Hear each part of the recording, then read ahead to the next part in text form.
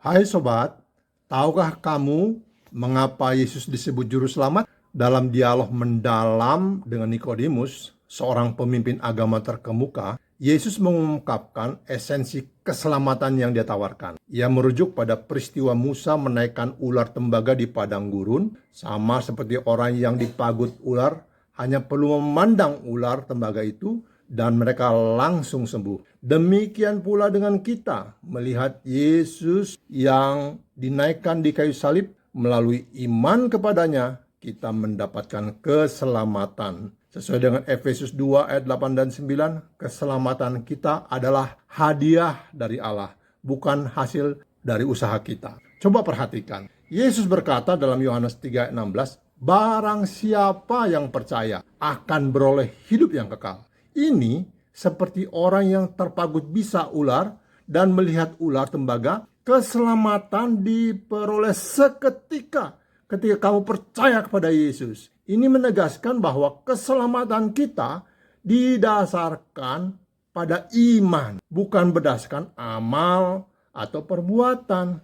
Karena Tuhan menuntut perbuatanmu sempurna tanpa dosa. Seperti yang disebutkan dalam Matius 5 ayat 48, hendaklah kamu sempurna sama seperti Bapamu yang di sorga adalah sempurna. Tuntutan sempurna ini yang melampaui kemampuan manusia menunjukkan betapa kita membutuhkan kasih karunia dan penyelamatan yang hanya dapat datang dari Yesus Kristus. Dengan cara manusia melalui amal dan perbuatan gagal.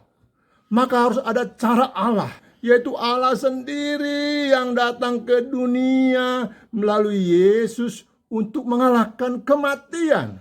Sehingga kamu, saya, ketika memandang Yesus yang disalib dan beriman bahwa Yesus menebus dosamu, dan ketika kamu mati, kamu akan ikut dibangkitkan dari kematian, karena Yesus yang mati di salib, tapi kemudian bangkit mengalahkan kematian, maka kita pun ikut mengalahkan kematian karena Yesus. Namun, ini tidak berarti kita tidak perlu berbuat baik. Sebaliknya, Efesus 2 ayat 10 mengingatkan kita bahwa kita diciptakan untuk berbuat baik sebagai ungkapan terima kasih kita kepada Yesus yang sudah menyelamatkan kita. Jadi perbuatan baik kita adalah respon dari hati yang mengalami keselamatan dan kasih Allah yang begitu besar, bukan sebagai syarat untuk mendapatkan keselamatan.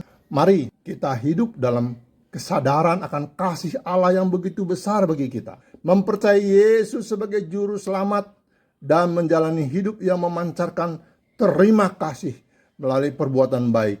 Karena dalam Yesus kita sudah mendapatkan hadiah terbesar, keselamatan dan janji hidup yang kekal. Hai sobat, terimalah Yesus sebagai Tuhan dan Juru Selamat, maka kamu akan mendapatkan hidup yang kekal. Amin.